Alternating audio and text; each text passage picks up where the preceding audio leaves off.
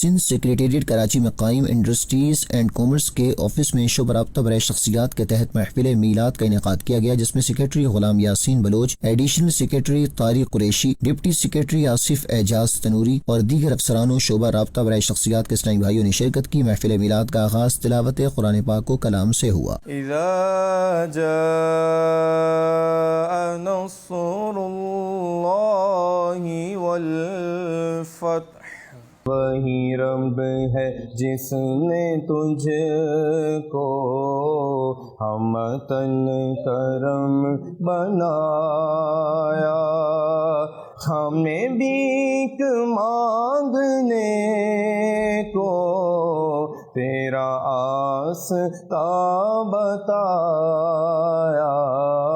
رکن شورا حاجی فضل رضا عطاری نے سنت بھرا بیان کیا۔ نماز میں میری آنکھوں کی ٹھنڈک ہے، میرے آقا نے فرمایا نماز نہیں چھوٹنی چاہیے، درود پاک نہیں چھوٹنے چاہیے، سنتوں پر عمل کریں، نیکی کی دعوت دیں، نیکی کے کاموں میں حصہ لیں، دینی اجتماعات میں دعوت اسلامی کی شرکت کریں۔ میرے پیارے اسلامی بھائیوں، وہ ہمیں نہ بھولے، ہم کیسے بھول جائیں؟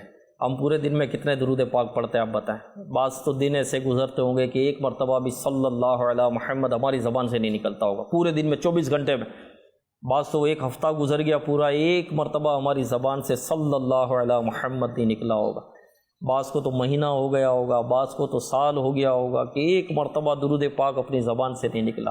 تو صحبت کا اثر ہوتا ہے۔ تو آپ سب سے عرض ہے کہ دعوت اسلامی کا مقصد یہی ہے کہ عشق مصطفیٰ صلی اللہ علیہ وسلم بڑھے، جنت کی طرف ہمارے قدم بڑھیں۔ بیان کے بعد حاجی فضل رضا عطاری نے عاشقان رسول کو دعوت اسلام کے مختلف شعبجات اور عالمی سطح پر ہونے والے دینی و فلاحی کاموں کے حوالے سے بتایا اور انہیں بھی اس میں بڑھ چڑھ کر حصہ لینے اور دین متین کی خدمت کرنے کا ذہن بھی دیا۔ رکن شورا نے عاشقان رسول کو فیضان مدینہ کراچی کا وزٹ کرنے کی دعوت بھی دی، جس پر انہوں نے اپنی اچھی اچھی نیتوں کا اظہار کیا اور دعوت اسلامی کی کاوشوں کو سراہتے ہوئے مدنی خبروں کو اپنے تاثرات بھی دیے۔